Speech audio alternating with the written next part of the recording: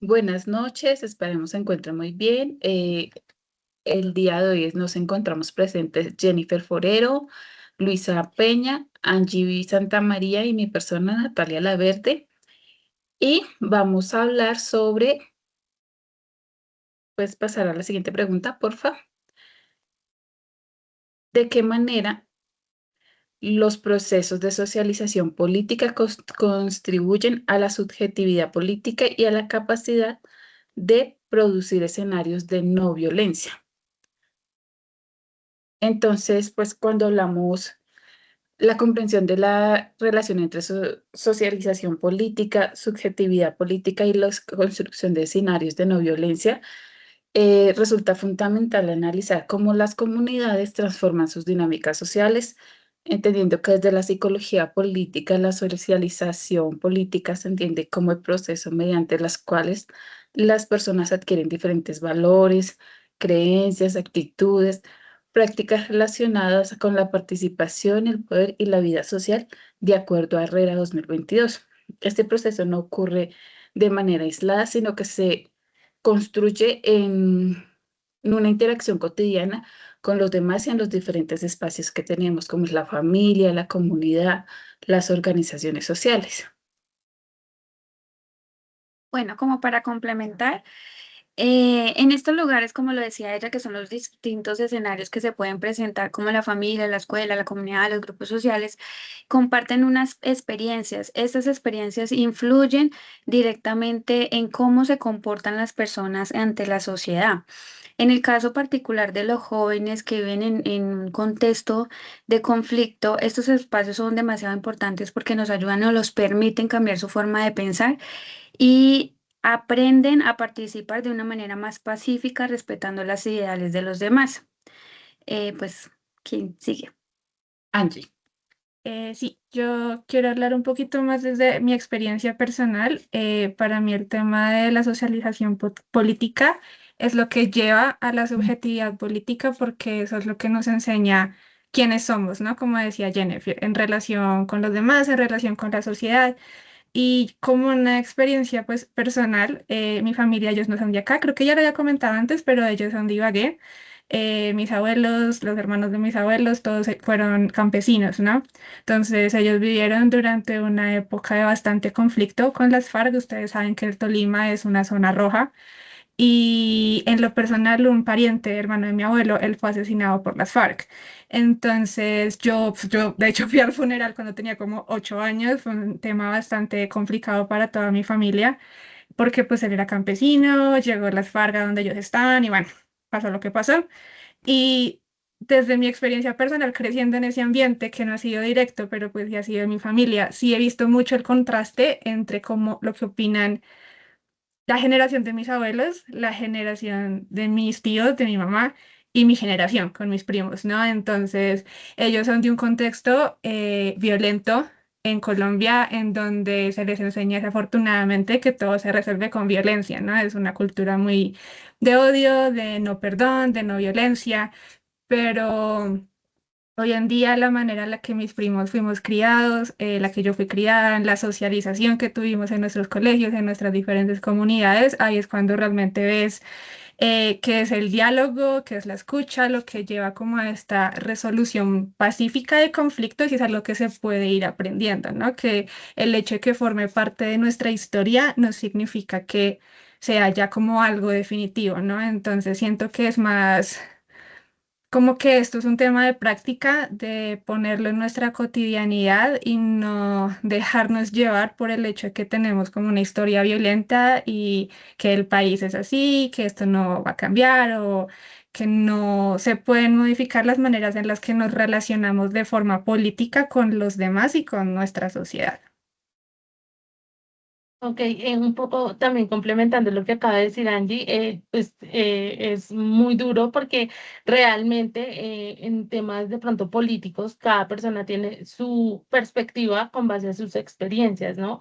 No todas las personas han vivido lo que es el conflicto armado, no todas las personas han vivido de pronto en un entorno mucho más calmado en el cual pueden decidir. Tengo dos ejemplos no tan extremos como el que acaba de dar Angie, pero sí como que en donde realmente se da lo que es la socialización política, creando la subjetividad política y que se puede también relacionar con escenarios de no violencia. Uno, pues lo viví en mi etapa escolar. Yo vivía antes en Cundinamarca, en un pueblo llamado Cucunúa, no sé si de pronto lo conocen. Me acuerdo tanto, estaba como en noveno y de parte de la gobernación de Cundinamarca hicieron como una mini juntas de acción comunal. En estas mini juntas lo que hacían era pues tomar a ciertos chicos y les daban como un cargo haciendo como la simulación como tal de lo que se dedicaba como tal la Junta de Acción Comunal. Me acuerdo que nos trajeron en una salida pedagógica aquí a la gobernación en la cual compartimos de pronto perspectivas generales de las realidades que vivía pues en este caso las veredas. Y ahí uno empieza como a tomar esa conciencia de las problemáticas realmente que a uno lo, pues como que lo tienen en el entorno. Recuerdo que una de las mayores problemáticas que enfrentaban en ese entonces la vereda era el desempleo, la violencia intrafamiliar y digamos en el caso de algunos padres lo que era el alcoholismo, ¿no? Que era como una consecuencia que pasaba de generación en generación, ¿no? O sea, los hijos lo veían, entonces seguían y de pronto uno no tenía tanta conciencia de esta problemática, sino desde realmente cuando uno ya lo tocó como de una perspectiva como de importancia, ¿no? Ese es un ejemplo. El segundo ejemplo que voy a dar, pues lo aprendí realmente, yo no conocía esta información cuando realicé el grupo focal con miembros de la Junta de Acción Local de acá de la localidad de Fontibón. Me comentaba el edil que hay un espacio, no conocía esta información, que se llama mesa de trabajo, en la cual ellos lo que hacen es como entrar a socializar con las personas de la comunidad como parte de inventario, ¿no? Entonces, destinamos X cantidad de ingresos de la localidad para solventar, no sé, comedores comunitarios, parte de malla vial y demás. En estos espacios también entran a escuchar como tal de pronto los inconvenientes que como comunidad se vienen manejando, de pronto si las personas tienen algún tipo de propuesta que se pueda ejecutar para el fortalecimiento local.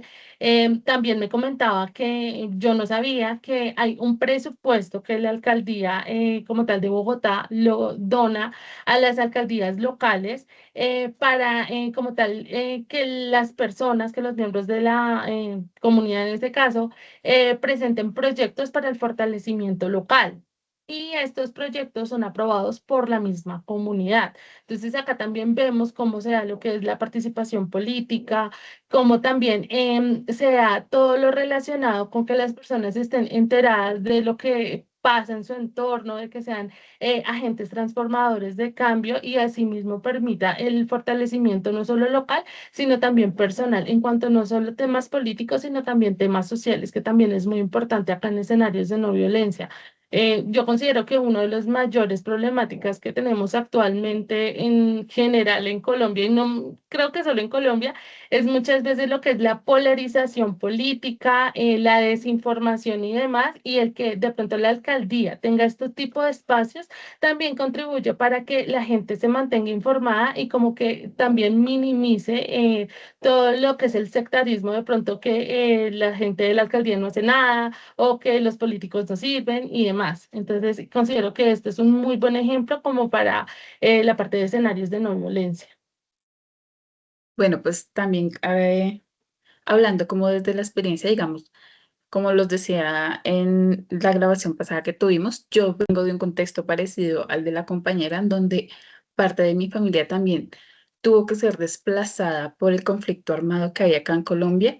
Y pues lo que les decía, muchos de ellos, o por lo menos mis primos, se fueron desplazados aquí a Bogotá porque eran los próximos en levantarse en armas, de acuerdo a lo que el panfleto que llegó pues a la comunidad del Tolima en donde estaban mis abuelos. Pero, digamos, hablando desde los escenarios de la construcción de la no violencia, ellos al tomar esa decisión llegaron a Bogotá como con otras metas. Ahorita, afortunadamente, todos son como miembros de diferentes entidades en donde ayudan con apoyo emocional, con apoyo a víctimas de desplazamiento. Entonces son como la experiencia de ellos ayuda a construir estos escenarios de no violencia. También, como lo decía la compañera, en mi colegio, yo vengo de un colegio semirural, en donde nos, digamos, como a los que éramos personeros o cosas así, de participación política dentro de las instituciones, acompañábamos a las mesas territoriales, pues para mirar cómo podíamos ayudar a los diferentes jóvenes y a las diferentes comunidades para esparcir esparcimiento social para estos escenarios, ya que donde yo vivo hace unos años también era un territorio muy vulnerable y mucha violencia.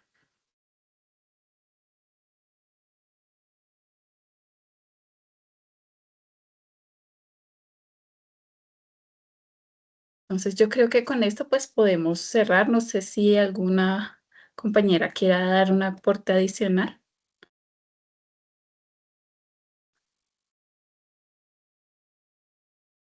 Bueno, pues para concluir también podemos decir que pues la socialización política y las subjetividades políticas no es, se entiende también con la capacidad que tenemos de construir y de reproducir nosotros también como profesionales esos escenarios de no violencia, y con esto logramos promover una participación consciente, el reconocimiento del otro, la transformación de los conflictos a través de mecanismos pacíficos.